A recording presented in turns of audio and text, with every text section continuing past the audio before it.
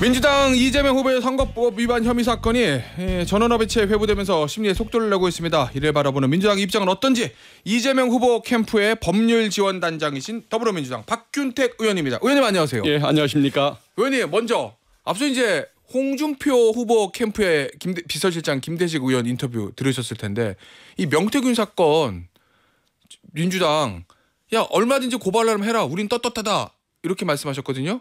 어떠세요? 진짜 고발하실 거예요? 이것은 캠프에서 판단할 일이 아니고 예. 민주당 차원에서 아마 검토를 할 겁니다. 예. 그래서 이재명 후보 캠프에서 관여할 일은 아닌데 예, 그렇겠네요. 아마 고발이 이루어질 가능성이 많습니다. 왜 그러냐면은 예. 권리당원 명부 불법으로 구입해서 남에게 제공하는 것. 예. 그럼 불법 여론조사를 원했던 거 아닙니까? 그리고 또 제3자로부터 부정한 정치자금 그 대납 의혹을 받고 있고 또 그 인물들을 또 공무원 직위에 채용을 해줬고 이런 불법 비리가 어디 있습니까? 예. 이런 비리를 가진 사람이 어떤 공직에 나서는 것 유지하는 것 자체가 문제가 있기 때문에 아마 당 차원에서 고발을 할 걸로 저는 믿습니다. 당 차원에서 캠프는 아니고 알겠습니다. 그건 이제 흐름을 움직이면 지켜보면 될 것 같고 지금 이재명 후보 캠프에서 제일 큰 이슈 중에 하나가 이게 대법원 전원합의체요. 전원합의체 회부됐거든요. 의원님 근데 이제 이게 중요한 사건이니까 전원합의체 회부될 거라는 거는 대부분 다 예상을 했는데 의원님도 아마 예상하셨을 거고 심리가 굉장히 빠르게 잡히잖아요. 예. 회부한 날 첫 번째 심리하고 이틀 만에 두 번째 심리가 있었어요. 이거는 어떤 의미라고 보십니까? 아마 그 두 가지 시각일 것 같은데 객관적으로 보면 예. 대선을 눈앞에 두고 있는 상황이기 때문에 서두르는 그 모양새가 어느 정도 필요하긴 한 것 같습니다. 아 대법원 입장에서는 예, 그렇죠. 질질 끄는 것보다 예, 또 객관적으로 봐도 예. 빨리 하려는 노력은 저도 필요하다고 봅니다. 아. 다만 예. 왜 저렇게 첫날 바로 전원 합의체에 회부를 하고 기일을 짧은 시간에 두 번이나 열고 예. 이런 식의 그 모습은 지나치게 서두르다 보니까 예. 혹시 대법원장님이나 일부 또 대법관들께서 어허. 이재명 후보에게 불리한 결정을 내리려고 저러는 거 아니냐라고 의심을 사거나 우려를 낳는 것. 이것도 또 저는 또 합리적인 의심이고 우려라고 또 봅니다. 예. 그래서 대법원이 이 부분은 어떤 그 국민의 시각을 생각해 가면서 정말 공정한 느낌을 주려고 예. 좀 노력할 필요가 있다. 예. 이 생각을 합니다. 의원님은 제 기억에 저랑 인터뷰 하실 때도 계속 꾸준히 이제 2심 나오기 전에도 무죄 나올 거다 이렇게 일관되게 말씀하셨잖아요. 예. 워낙 의원 하시기 전에도 이재명 후보, 이재명 의원의 이제 개인 변호인 활동도 하셔서 잘 아실 테니까 내용을. 그런데 이번에도 그러면 당연히 무죄가 나올 거라고 보실 거 아니에요. 검찰 상고 기각이라고. 예, 그렇습니다. 예, 그러면은 만약에 그런 흐름이라면 대법원이 승리의 속도 내서 대선 전에 검찰 상고 기각해서 무죄 확정 이러면 이재명 후보한테 더 좋은 거 아니에요? 예, 그렇습니다. 예. 그래서 6월 3일 이전에 예. 만약에 판결이 나온다고 한다면 예. 그것은 당연히 어허. 그 무죄 확정 판결, 예. 검찰의 상고를 기각하고 이재명 후보가 무죄라는 판결일 것입니다. 예. 그러나 유죄 취지의 만약에 판결이라고 한다면 6월 3일 이전에 나올 수가 없습니다. 그래요? 왜 그러냐면 2심 판결문이 예. 그 너무도 많은 쟁점에 대해서 깨알 같은 분석을 거치고 예. 논리적인 근거를 제시해가면서 예. 판결을 내리지 않습니까? 예. 이것을 그대로 승인해 주는 것, 야 이거 맞다. 뒤집을 방법이 없다라고 해서 승인해 주는 판결은 짧은 시간에 가능하지만 예, 이것을 뒤집고 유죄 취지로 반대의 입장을 대법원이 피해를 걸려고 한다면 예.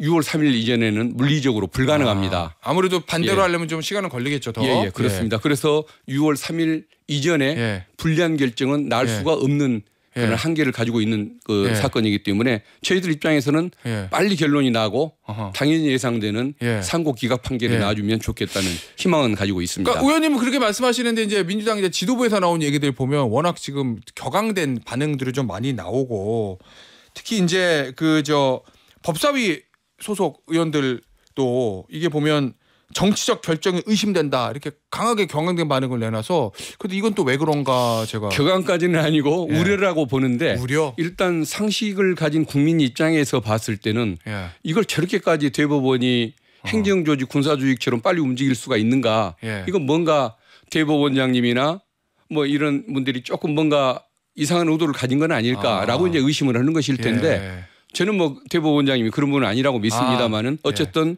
그런 의혹이 합리적인 것도 맞는 것 같습니다. 그리고 이게 워낙 중요한 사건이다 보니까 조금의 의심의 여지도 있어서는 안 되는 사건이기 때문에 그런 그 시각을 전달하기 위해서 아마 어제 기자회견이 있었을 것이고, 그러나 이제 그 속으로 느끼기에는 대법원장님이 그런 분은 아닐 것이다. 또 혹시라도 그런 생각을 일부 갖는 분이 있다고 할지라도 11명의 대법관들이 자존심과 명예감이 있기 때문에 어떤 합리적인 결론을 내려고 하지 그렇게 휩쓸려서 누구의 지침처럼 자판기식 판결을 낼 수 있는 분들은 아니다. 그리고 대법원의 문화는 또 한 분 한 분의 특성은 군사조직이나 행정조직의 구성원과는 분명히 다르기 때문에 저는 국민들께서 걱정하시는 결론은 나오지 않는다. 이렇게 믿고 있습니다. 국민의힘에서는 특히 이제 법률지원단장인 주진우 의원이 파기 자판 얘기하잖아요. 대법원에서 그러면 이거는 저 2심 판결 파기하고 유죄로 하고 벌금 100만 원 이상 그래가지고 형량까지 그냥 정리해라. 이렇게 얘기하던데 요 가능성이 있는 얘기입니까? 대법원이 그 파기 자판을 하는 경우 이것은 아마 통계상 0.0 뭐 몇 %라고 할 정도로 극히 관행이 없는 일입니다. 법적으로 할 수는 있지만 통계상은 실제 그렇습니다. 예는 적은. 그러면 그 중에서 특히 무죄를 유죄로 바꾸고 유죄에 대해서 직접 형량을 선고하는 사례는 저는 아직까지 30년 가까이 본 적이 없습니다.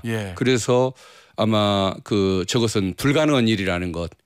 그리고 또 하나 이 판결의 그 내용 무죄 이유가 너무도 치밀하고 정확하기 때문에 이걸 뒤집는 결정을 짧은 시간 안에 낸다는 것은 절대 불가능하다. 그렇다고 한다면은 국힘 의원님들의 주장은 그 상상 속에서나 가능한 시나리오다. 망상이다. 이렇게 말씀드리고 싶습니다. 알겠습니다. 자, 그런데 의원님 유죄 취지로 파기환송하는 건 굉장히 많잖아요. 사례들이. 그거는 또 가능도 하잖아요. 만약에 대법원 의원님과 기대 발대로 대법관들이 이건 유죄인데라고 의견이 생기면 그러면 결국 고등법원 내려가서 막 재판하고 이러면은 대선 이후에 최종 결론이 나는 거거든요. 그러면 이재명 후보가 대통령이 되시면 그럼 결국 이제 대통령이 재판 받는 게 맞냐 안 맞냐 이 헌법 84조 논란이 생길 수밖에 없는데 일각에서는 그 부분에 대한 거를 조희대 대법원장이 지금 검토에 들어갔다 이런 보도도 나오고 있어요. 이 부분에 대해서는 어떤 입장을 가지고 계세요, 의원님? 저는 이게 아직까지 선례가 없던 일이라서. 아마 그러니까 유죄 취지의 판결을 하는 것 자체도 제가 보기에는 뭐 불가능한 일이지만 설령 그런 판결을 하려고 해도 6월 3일 이전에는 현실적으로 불가능하다는 것을 누구나 알기 때문에 대법원장께서도 그 경우에 대비한 어떤 재판 중단 여부 이걸 검토하지 않았을까 그렇게 추측을 해봅니다. 그 만약에 대법원이 뭔 소리야 그냥 재판 진행해야 돼라고 결론을 내버리면 어떻게 되는 거예요, 민주당은? 그것은 헌법학계의 통설 10개의 교과서를 제가 검토를 했는데 그중에 3권은 이걸 쟁점으로 인식을 못했는지 아무런 말이 없고 이걸 쟁점으로 삼은 7개의 교과서 전체가 이것은 당연히 중단된다. 재판이 중단되기 때문에 기소도 하지 말라는 뜻이다라고 분명하게 규정하고 있습니다. 그런데 그런 통설을 뒤집고 또 이 재판이 있는 걸 알면서도 대통령으로 선출한 그 국민의 뜻을 무시해가면서 대법원이 진행한다. 그런 진행을 하는 일은 없을 거다. 만약에 진행하면 또 헌법재판소로 가지고 가실 겁니까? 그 부분은 그때 가서 상상을 해본 적이 없습니다. 아마 알겠습니다. 그런 일은 없을 겁니다. 아니 의원님 이런 얘기도 나와요. 이거 형사소송법에 보면 공판 절차를 정지 규정 있잖아요. 이거 사실 실무에서 많이 쓰는 조항은 아닌데 거기를 지금 민주당이 법을 개정해서 공판 절차가 정지하는 사유에 예를 들어 피고인이 대통령에 당선됐을 때는 그 재임 기간 중 이는 공판 절차 정지한다. 요 조문을 추가하는 것을 형사소송법 개정을 시도할 수도 있다라는 이제 예상과 관측도 나오거든요.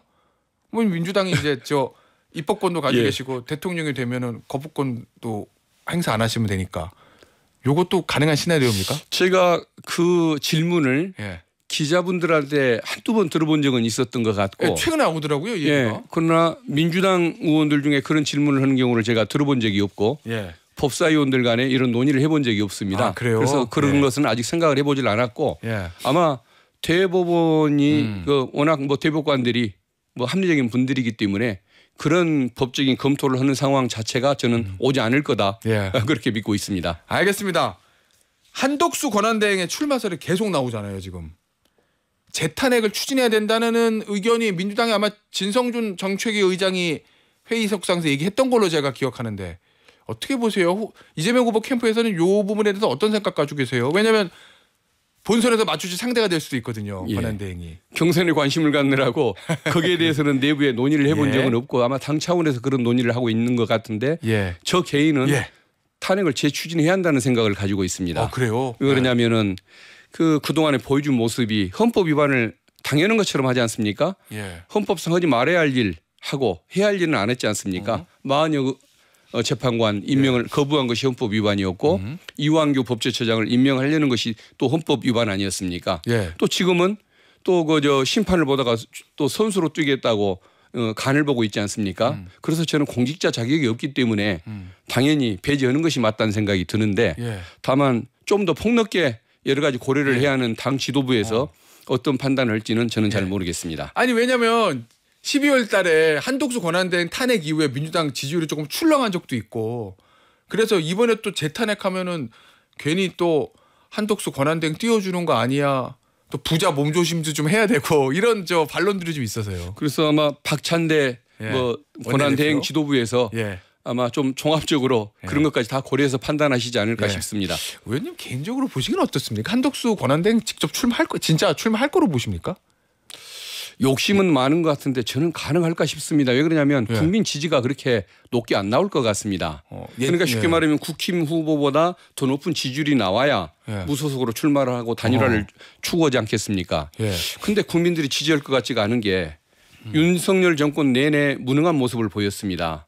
그리고 내란을 막지도 못했고 내란 이후에 아주 무책임한 행동만 반복했지 않습니까? 예. 그리고 또 그 배우자가 그 무속에 빠져 있기를 그 김건희 여사보다도 더 심하다는 거 아닙니까? 어머니급에 해당한다고 할 정도로. 자, 그거는 이제 박지원 의원이 많이 말씀하신 예, 건데 예. 그건 일단 뭐 확인된 건 아니기 때문에. 그러나 어쨌든 그 설이 강합니다. 예. 그런데 어쨌든 그 어떤 산무, 예. 무능, 무책임, 무속의 공직자를 과연 국민들이 좋아할까?